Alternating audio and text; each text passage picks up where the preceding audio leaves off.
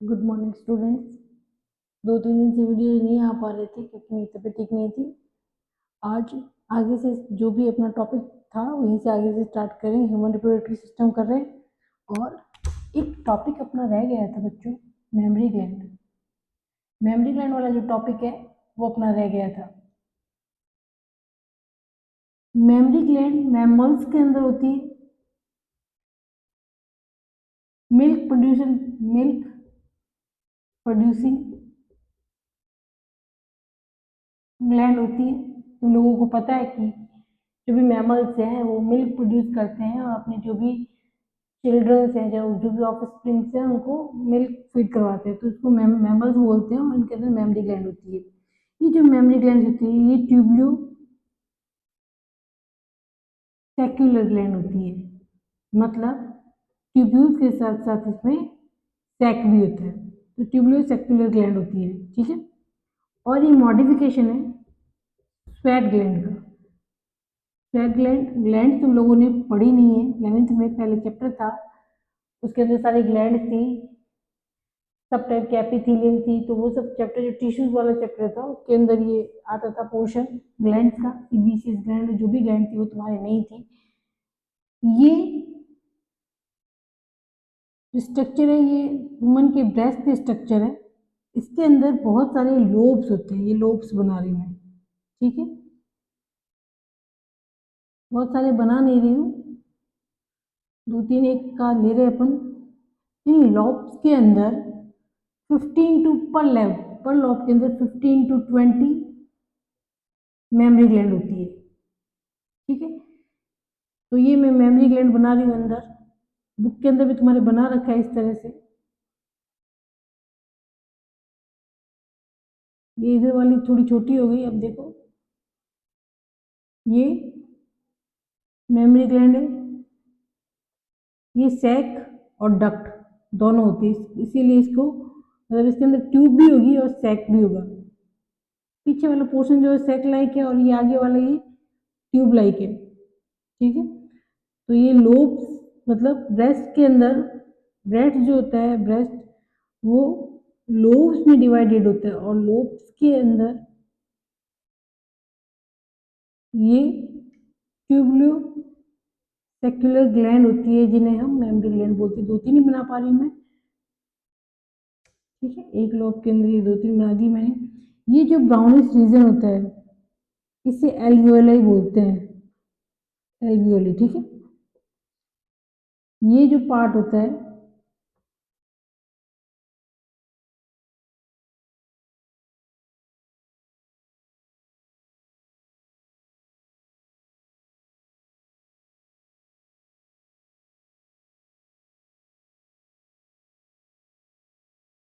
इस पार्ट को बोलते हैं निप्पल।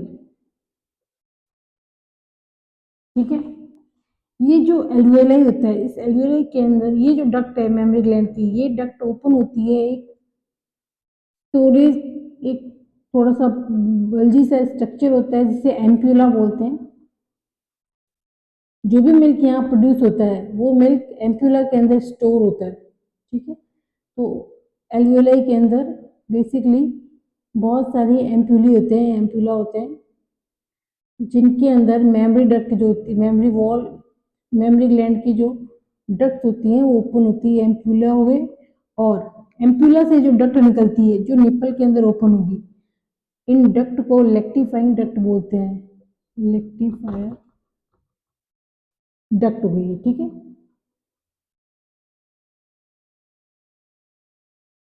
तो ये स्ट्रक्चर है, इस पे क्वेश्चन आता है। यहाँ पे रिब्स बता रखी होती है। अच्छा, इसके आउटसाइड में जो है यहाँ पे फैट होती है।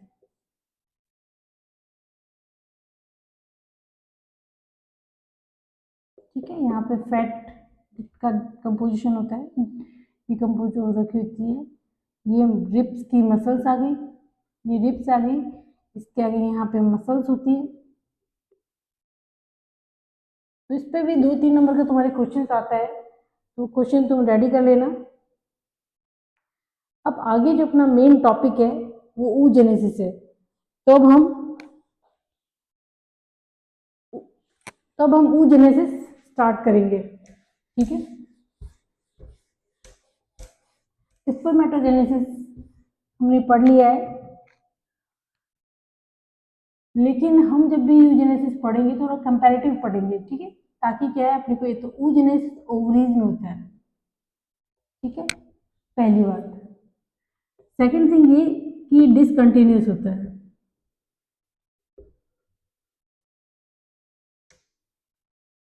और ये एम्ब्रियोनिक स्टेज जब होती है, मतलब फीटस के अंदर स्टार्ट हो जाता है, क्लियर है। जैसे अब स्पर्मेटोजेनेसिस करवा रही हूं मैं यहाँ पर रिकैप के लिए। स्पर्मेटोजेनेसिस में क्या था, कुछ स्पर्मेटोगोनियम सेल थी, तो मदर सेल माइटोटिक डिवीजन होता है और नंबर्स उनके इंक्रीज हो जाते हैं ना। यहाँ पर कुछ सेल्स थी बी प्राइमरी स्पर्मेटोसाइट थी और कुछ ए थी। ये ग्रोथ फेज में जाती है और ग्रोथ फेज में जाने के बाद मियोसिस फर्स्ट करती है साइज में इंक्रीज करके, और उसके बाद मियोसिस सेकंड करती है। सब कंटिन्यूस हो रहा है, ठीक है। ये मियोसिस सेकंड किया इसने और 4 स्पर्मेटिड सेल बन गए, ये स्पर्मेटिड्स बन गए, ठीक है। ये रिकैप था स्पर्मेटोजेनेसिस का। यहाँ पे कुछ सेल थी, ये सेल जो थी ये स्टेम सेल, मतलब बार बार इन सेल से स्पर्मेटोगोनिया बनती रहेगी और बार बार क्या होगा कि ये जो प्यूबर्टी के अंदर स्टार्ट होती है ना, ये तो प्यूबर्टी टू ओल्ड एज तक कंटिन्यूस चलता है। इस इसके कंपैरिजन में अगर oogenesis को देखते हैं तो वो डिसकंटिन्यूस होता है। कैसे? जब एम्ब्रियोनिक स्टेज होती है, मतलब फीटस की स्टेज, मतलब जो वॉर्म के अंदर जो बेबी गर्ल है, ठीक है, उसके पास कुछ जर्मिनल सेल्स होती है, कुछ यानी 1700 अराउंड मान लो, 15 to 1700 अराउंड जर्मिनल सेल्स होती है, ठीक है, फर्स्ट मंथ में। सेकेंड मंथ में जैसे यहाँ पर मल्टीप्लिकेशन होता है, जैसे वहाँ पर भी मल्टीप्लिकेशन होता है, मल्टीप्लिकेशन फेज चलती है, तो ये मल्टीप्लिकेशन की फेज चली और सेकंड में ये नंबर 6 लाख तक पहुंच गए सेकंड एम्ब्रियोनिक मंथ, और फिफ्थ एम्ब्रियोनिक मंथ तक ये 60 to 70 लाख और 6 to 7 मिलियन तक पहुंच जाती है। उसके बाद ये सारा मल्टीप्लिकेशन हो रहा है, जैसे यहाँ पे मल्टीप्लिकेशन हो रहा था वैसे एम्ब्रियोनिक स्टेज में। उसके बाद क्या होता है, यहाँ पर अब एट्रेसिया स्टार्ट हो जाता है, मतलब कुछ सेल जो होती है वो नॉन फंक्शनल हो जाती है, श्रिंक हो जाती है, और बर्थ के टाइम ये 2 मिलियन रह जाती है, ठीक है। एक बर्थ के टाइम कितनी होती है, 2 मिलियन, और प्यूबर्टी तक आते आते और इनके अंदर और डिक्रीज आ जाती है और ये 60K to 70K तक काम आती है। और एग बनने में अगर हम 500 का रेशो लेते हैं तो 500 में से सिर्फ 1 सेल जो होती है वो ओवम का फॉर्मेशन करती है, बाकी 500 जो होती है वो डीजेनरेट आ जाती है या ग्रेनुलोसा सेल्स में ऐसे काम आ जाती है, ठीक है। तो इसमें मैं तुम्हें क्या बता रही हूँ, पहली बात ये समझ में आ रहा है हमें कि यहाँ पर कोई स्टेम सेल नहीं बनी है। जैसे स्पर्मेटोजेनेसिस के अंदर स्टेम सेल बन जाती है, बार बार स्पर्मेटोजेनेसिस होता रहता है यहाँ तक, कब तक, ओल्ड एज तक, जबकि वुमेन्स के अंदर 45 to 50 ईयर्स तक रिप्रोडक्टिव एज होती है वुमेन्स की, बिकॉज यहाँ कोई अपने पास सेल्स नहीं है जो बार बार ओवोनियम सेल बनाएगी और ओवम बार बार बनेगा। इसका मतलब क्या है कि ये यहीं पे रुक जाएगा, क्योंकि हमारे पास कोई स्टेम सेल नहीं है। तो इसलिए ये पहला क्वेश्चन जो आता है कि स्पर्मेटोजेनेसिस जो होता है वो लॉन्ग टाइम तक क्यों चलता है और यहाँ पे रिप्रोडक्टिव एज कम क्यों होती है, ठीक है। दूसरी बात डिसकंटिन्यूस की आती है कि कंटिन्यूस हो रहा है, प्यूबर्टी में स्टार्ट हुआ और ओल्ड एज तक चल रहा है, लेकिन ये डिसकंटिन्यूस है, क्यों? क्योंकि यहाँ पर एम्ब्रियो के अंदर स्टार्ट हो गया था, ठीक है, और बेबी गर्ल जब तक बर्थ लेती है तब तक उसके अंदर प्राइमरी oocyte बन चुका होता है, मियोसिस फर्स्ट के अंदर एंट्री कर चुकी होती है। तो ये बात आपको समझ में आई। अब और इसके अंदर हम फेजेस देखेंगे। यहाँ पर स्पर्मेटोजेनेसिस को यहाँ पे हटा के मैं oogenesis की कुछ फेजेस लिख रही हूँ। जैसे ये कुछ ओगोनियम मदर सेल थी, ठीक है, मल्टीप्लिकेशन हुआ और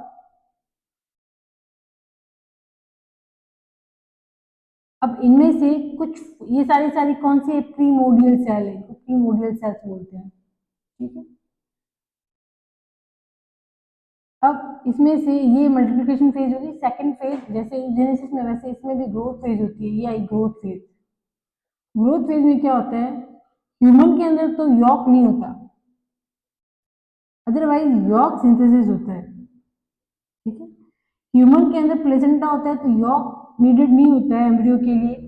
देखिए जैसे आपने हैन देखी है, हैन का जो एग होता है उसके अंदर येलो कलर का यॉक होता है जो फीटस के लिए होता है, जो भी उसका एम्ब्रियो जो है उसके अंदर उसके डेवलपमेंट के लिए वो नरिशमेंट होता है। लेकिन ह्यूमन के अंदर प्लेसेंटा होता है तो यॉक जो होता है तो ह्यूमन के एग जो होते हैं वो माइक्रोलेसिकल होते हैं, ठीक है। फेज कौन सी है, बाकी इसमें सब सपोज ये आरएनए है, ठीक है, राइबोसोम है, ये सब होता है इसके अंदर, ठीक है। ग्रोथ फेज के बाद फेज आती है मैच्योरेशन की, ठीक है। मैच्योरेशन हम किसे बोलते हैं, जब म्यूसिस में एंटर कर जाए तो उसे मैच्योरेशन बोलते हैं, यानी कि क्रोमोसोम नंबर यहाँ तक डबल है, अब ये क्रोमोसोम नंबर सिंगल होनी चाहिए। यहाँ पर म्यूसिस फर्स्ट जब होता है, स्टार्ट होता है, तो ये अरेस्ट हो जाता है। प्रोफेज में, प्रोफेज फर्स्ट की डिप्लोटीन में ये अरेस्ट हो जाता है, अरेस्ट में रुक जाएगा और बर्थ के टाइम ये रुका हुआ रहता है। अब ये वापस स्टार्ट कब होगा, प्यूबर्टी में। प्यूबर्टी के अंदर म्यूसिस फर्स्ट जो होता है वो वापस से स्टार्ट होता है, ठीक है, और दो सेल बनती है, एक थोड़ी बिगर होती है और एक स्मॉलर होती है। बिगर सेल के अंदर साइटोप्लाज्म अच्छा होता है और ये जो सेकंड वाली होती है उसको पॉलर बोलते हैं, पॉलर बॉडी। ये डीजेनरेट भी हो सकती है और फर्दर डिवाइड करके टू पॉलर बॉडीज भी बना सकती है, ठीक है। ये जो सेल है इसको हम सेकेंडरी oocyte बोलते हैं, सेकेंडरी oocyte, ठीक है। और जो सेल ग्रोथ ग्रोथ फेज के अंदर एंटर कर जाती है और हो जाती है मैच्योरेशन फेज से, जो पहले वाली सेल होती है, यानी जो थोड़ी सी यॉक हो कर लेती है, उसे हम प्राइमरी oocyte बोलते हैं। समझ में हमने क्या किया था, हमने कहाँ से प्रीमोडियल सेल से स्टार्ट किया था, जो एम्ब्रियोनिक स्टेज ये वाली 1700 सेल्स थी, वो बढ़ते बढ़ते बढ़ते बढ़ते कम होते होते होते यहाँ तक पहुंची 60 to 70 के तक, ठीक है। तो बिफोर बर्थ क्या क्या होता है, बिफोर बर्थ मल्टीप्लिकेशन होता है, ग्रोथ फेज में एंटर कर जाती है सेल्स और प्राइमरी oocyte बन जाता है, ठीक है। फिर जो एम्ब्रियो का जो बेबी गर्ल होती है वो कहती है कि भाई मैं तो डिवाइड भी कर लूंगी, ठीक है। जो बेबी है, जो अभी वॉर्म के अंदर है, वो बेबी गर्ल क्या कहती है कि मैं तो पूरा का पूरा ओम बना के बाहर निकलूंगी, तो स्टार्ट कर देती है, लेकिन होता नहीं है उससे, अभी बेबी है ना तो हो नहीं पा रहा है, मियोसिस में ये अरेस्ट हो जाएगा। प्रोफेज स्टार्ट करेगी, prophase, metaphase, anaphase, telophase, first first first, उसके बाद सेकंड आती है ना, म्यूसिस सेकंड होगा, 4 सेल बनाने चाहिए, पर हमारी तो बेबी है, तो बेबी ने क्या किया, स्टार्ट कर दिया। अब बेबी से क्या हुआ, हो नहीं पाया पूरा, वो प्रोफेज में ही अटक गई। मेटाफेज, एनाफेज, टीलोफेज तो बाद में देखेंगे। अब उसका हो गया बर्थ। बर्थ के बाद यहाँ पे कुछ भी नहीं कर पाई, वैसी की वैसी ही पड़ी रही, अरेस्ट का अरेस्ट ही पड़ा रहा। अब जब 15-16 साल की हुई, प्यूबर्टी के अंदर पहुंची, तब याद है, अरे वो सेल तो बना नहीं रहेगी, है ना, ओवम तो बनाने भी काम था। तो अब क्या होता है, वो जो अरेस्ट डिवीजन था वो, अब जब हार्मोन पढ़ेंगे तब देखेंगे, एफएसएस जो हार्मोन होता है उसके इन्फ्लुएंस में वापस से स्टार्ट होता है। म्यूसिस फर्स्ट कंप्लीट होता है, अभी म्यूसिस सेकंड नहीं हुआ है, म्यूसिस फर्स्ट कंप्लीट होता है, दो सेल बनती है।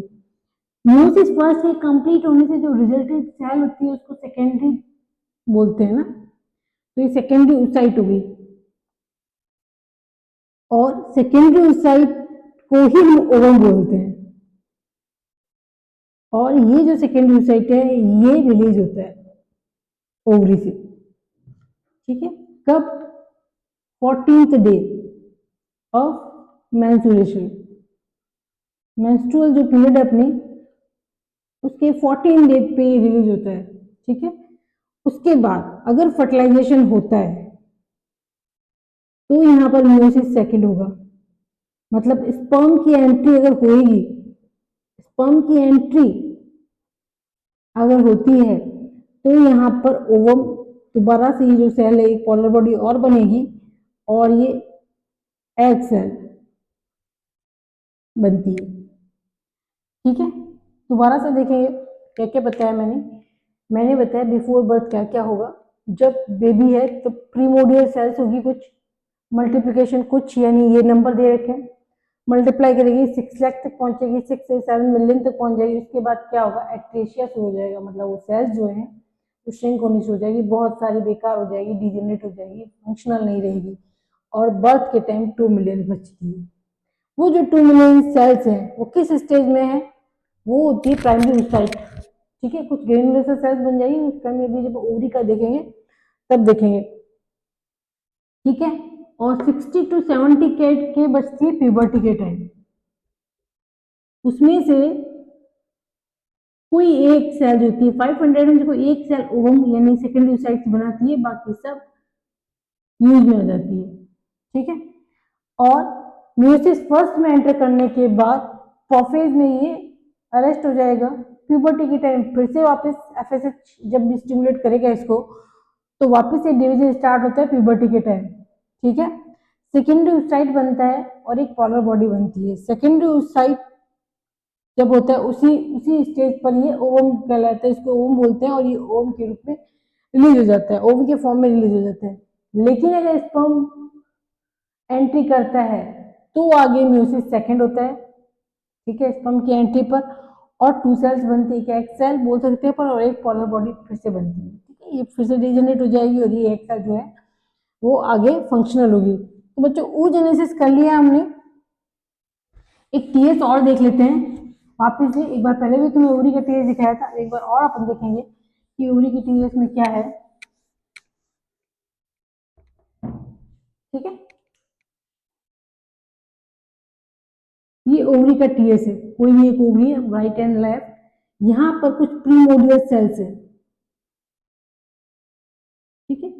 ये प्रीमोडियल सेल्स जैसे कोई एक सेल जो होती है वो ग्रोथ फेज में जाती है, बाकी सारी की सारी सेल्स को हम ग्रेन्युलोसा बोलते हैं, ग्रेन्युलोसा, ग्रेन्युलोसा सेल्स न्यूट्रिशन का फंक्शन कर रही है। इन्हीं सेल के पास एफएसएच के रिसेप्टर आएंगे, तो ये ग्रेन्युलोसा, ये प्राइमरी oocyte हो गया। प्राइमरी oocyte किसे बोलते हैं अपन? प्राइमरी oocyte वो होता है जो ग्रोथ फेज के अंदर एंटर कर चुका होता है, उसको प्राइमरी oocyte बोल रहे हैं, ठीक है। उसके बाद इस फेज में तो ये एम्ब्रियोनिक स्टेज में है, ठीक है। और ये प्राइमरी फॉलिकल है। उसके बाद आती है सेकेंडरी फॉलिकल। सेकेंडरी फॉलिकल के अंदर क्या होता है? ये जो प्राइमरी oocyte है ये अपनी सराउंडिंग में एक लेयर सिक्रीट कर लेता है जिसे जोना पेल्यूसिडा बोलते हैं, जोना पेल्यूसिडा। बाद में अपन जब एग की स्ट्रक्चर देखेंगे तब पूरा देखेंगे तो ये जोना पेल्यूसिडा हो गया, ठीक है। और एक हो जाती है थीका लेयर, एक थीका लेयर और सिक्रीट कर लेता है, मतलब ग्रेन्युलोसा की सेल्स जो होती है एक थीका लेयर का फॉर्मेशन करती है।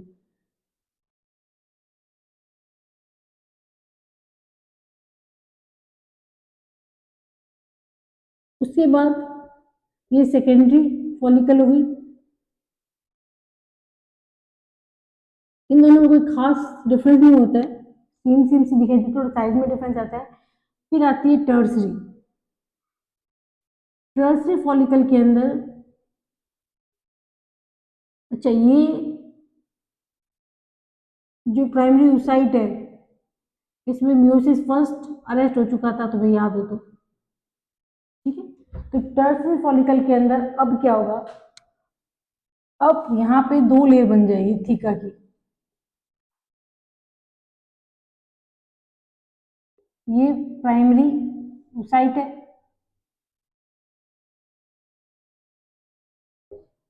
ये टर्सरी फॉलिकल है, ठीक है।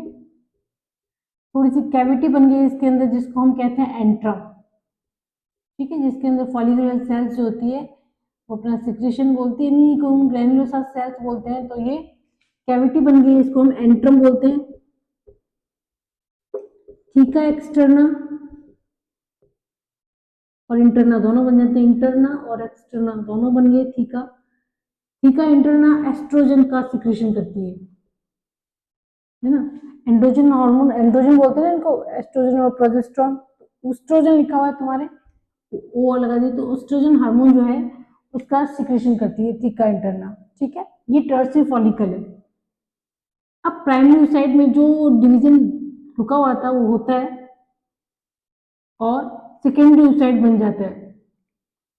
तो अब ये सेकेंडरी oocyte बन गया है, म्यूसिस फर्स्ट इसके अंदर कंप्लीट हो गया, बाकी सभी लेयर वैसी की वैसी है। ये थीका एक्सटर्ना बना रही हूँ मैं, ये थीका एक्सटर्ना हो गई, ये थीका इंटरना हो गई। अब इसको हम ग्राफिन फॉलिकल बोलते हैं, ठीक है। इस टाइम एलएच हार्मोन के रिसेप्टर आ जाते हैं सेल्स के पास, और ये जो सेकेंडरी oocyte होता है वो ओव्यूलेशन का 14 डेज ओव्यूलेशन स्टार्ट हो गया, यानी कि ओवम जो है उसको रिलीज होना है, तो ओव्यूलेशन पीरियड है ये 14 15, वैसे तो अपन 11 to 15 बोल देते हैं, इनके बीच में हो जाता है ये। अब ये ग्राफिन फॉलिकल रप्चर हो गई है, मैं रप्चर ग्राफिन फॉलिकल बना रही हूँ, ठीक है। और यहाँ पर ये जो सेकेंडरी oocyte है ये रिलीज हो गया, जिसको अब हम ओवम बोल रहे हैं, ठीक है। मियोसिस फर्स्ट कंप्लीट हो चुका है, कब हुआ था, टर्सरी से ग्राफिन में जब गए थे तो सेकेंडरी oocyte। अच्छा, ये सारी जो स्टेजेस हैं ये प्यूबर्टी के।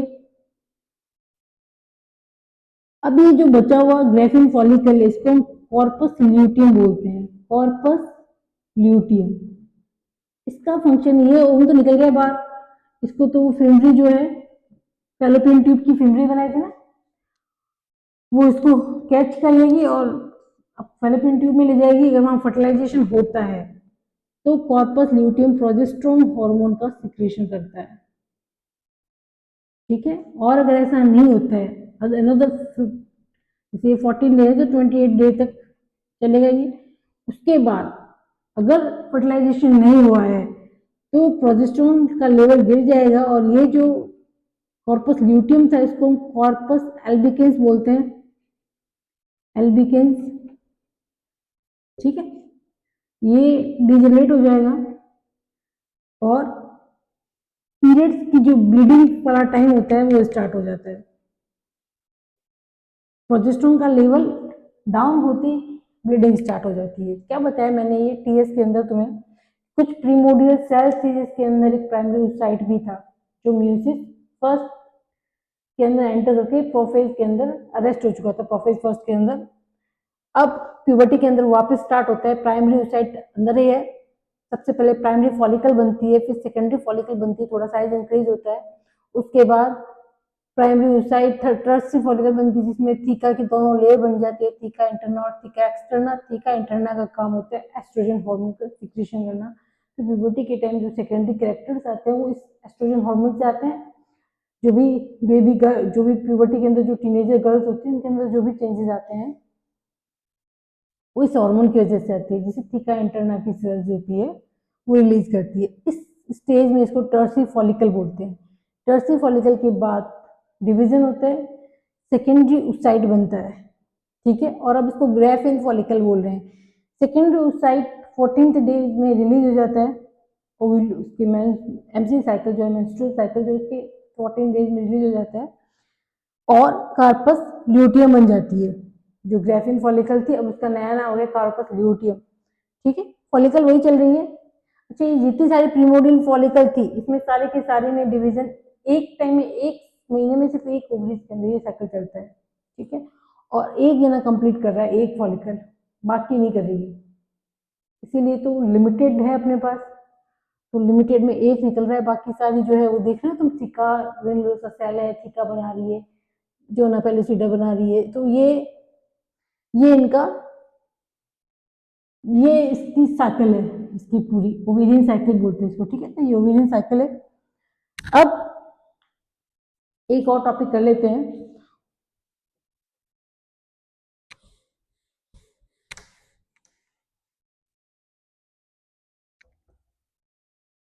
स्ट्रक्चर देख लेते हैं ओवम की, स्ट्रक्चर ऑफ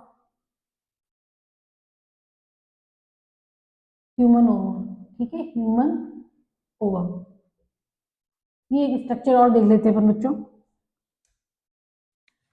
ह्यूमन ओवम में क्या होता है, ये ह्यूमन का जो ओवम है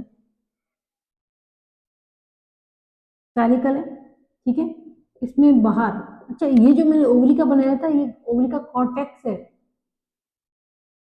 ना, फिर ये स्टोमा में चली जाती है, इस तरह से याद रखना, दो पार्ट बताए थे ओवरी का, तो ओवरी के स्ट्रक्चर में जब लिखो तो वो लिख देना, मैं बता चुकी हूँ आप लोगों को। आउटर थोड़ा लाइटर, लाइट साइटोप्लाज्म है, अंदर सेल ही तो है, ये हैप्लॉइड सेल है,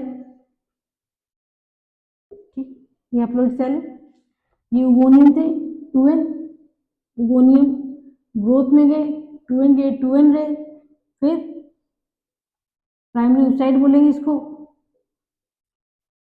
प्राइमरी oocyte, ठीक है, फिर सेकेंडरी oocyte बना, एक पॉलर बॉडी, एक, अब ये एन मिल गई, इम्यून से फर्स्ट था जो कंप्लीट काम हुआ, प्यूबर्टी में हुआ, फिर फर्टिलाइजेशन होता है, तो ये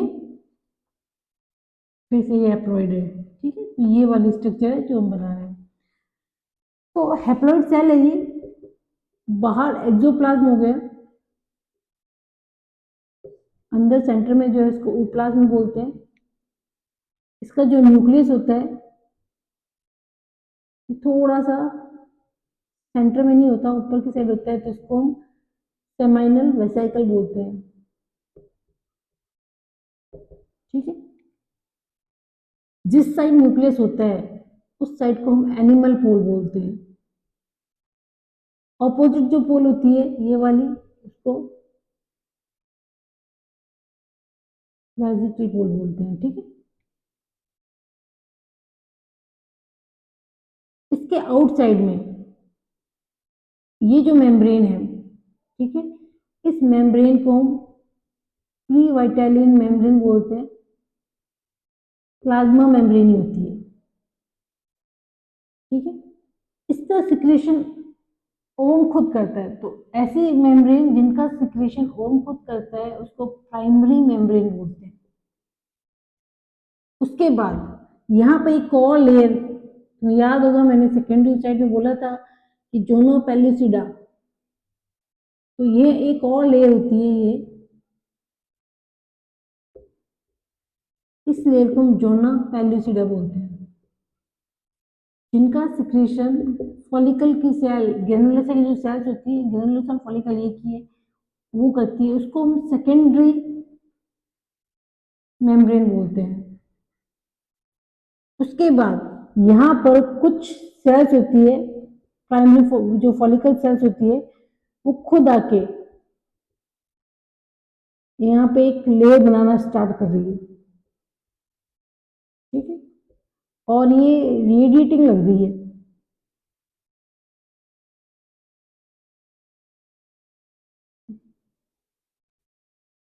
ये कुछ सेल्स बना रही है, पूरे सराउंडिंग पूरा सराउंड करती है, मैं थोड़ी थोड़ी जगह करके बता रही हूँ तुम्हें, ये पूरी ऐसी सेल्स आ रही है,